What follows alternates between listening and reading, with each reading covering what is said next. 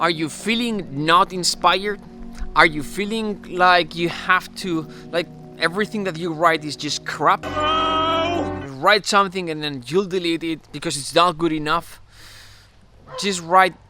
Are you feeling that you're trying to record a video, you're not inspired to record the video, and the dog starts barking, and you're like, you know what? What? I'm just not gonna compose today. I'm not gonna record the video. I'm not gonna do whatever I was supposed to do. And plus, on top of that, maybe you've procrastinated for half day, and then that makes you feel even worse. If you're feeling like this, put your hands on the keyboard and write the first note, and then the second one, and then the next, and the next, and the next. Do it now! Because if you want to write something good, first you act, and then things happen. But for that great piece to happen, you have to first act, you have to record the first note. Why do we write the music that we write? And what is actually music composition? Music composition is the result of taking thousands and thousands of decisions. See, should I write this note or this other note? This chord or this other chord? This melody works or doesn't? Should I orchestrate it with brass or with... I don't know! Decisions that you are taking, micro decisions. Is this a good take or a bad take? Do I re-record it again or do I get rid of it? And the result of that piece depends on the decisions that you take.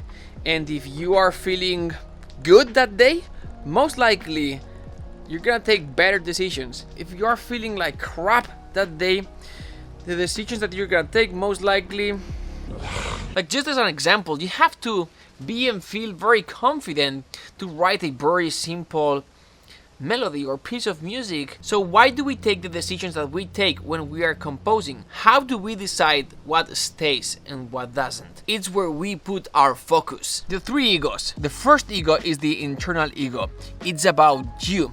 You're trying to do things to make you proud. You're trying to compose music that make you feel proud of what you've created. For example, I'm gonna compose the best piece that I've ever done.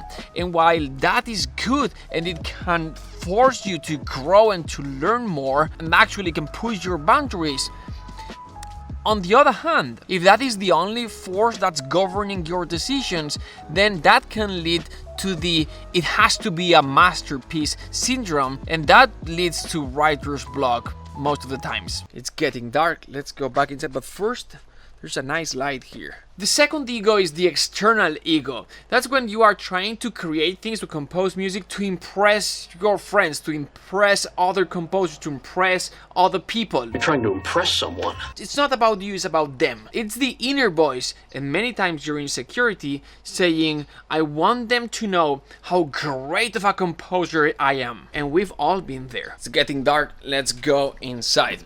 So, while these two egos can actually drive you to write better music, they will also put a lot of pressure on you and sometimes will lead to writer's block, it has to be a masterpiece syndrome, and procrastination. For two reasons. One, we procrastinate because you don't want to face that pain. And second, because perfection leads to procrastination. When you are trying to impress someone else or when you are trying to write the best piece you've ever written, nothing is good enough and you're trying to be perfect, and perfection again leads to procrastination. The third ego is not even ego, I call it the bigger ego, is where the magic happens. It is when you start focusing on yourself or what other people will think about you, and you focus on the why. Why are you writing the music that you are writing truly, and who are you serving? Or the music that you're writing, who is it for?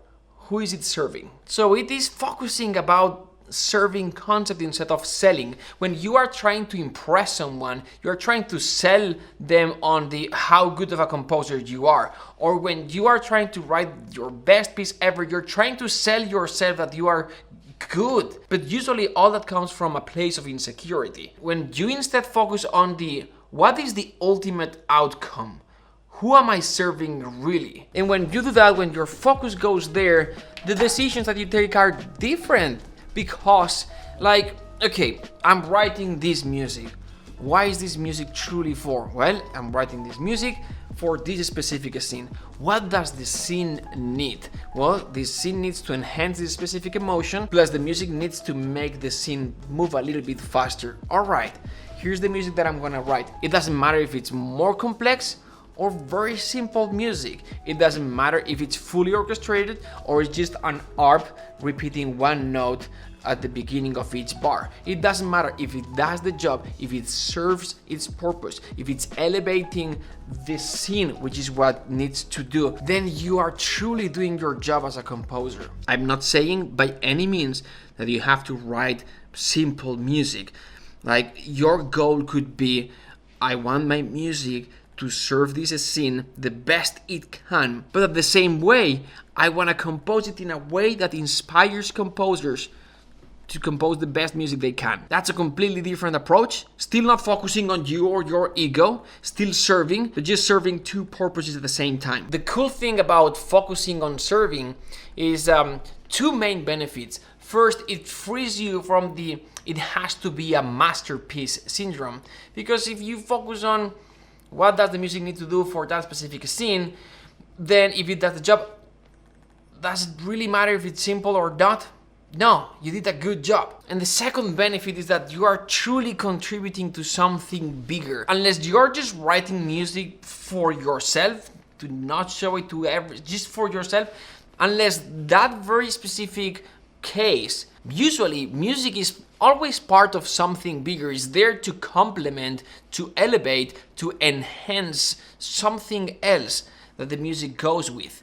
Not to compete.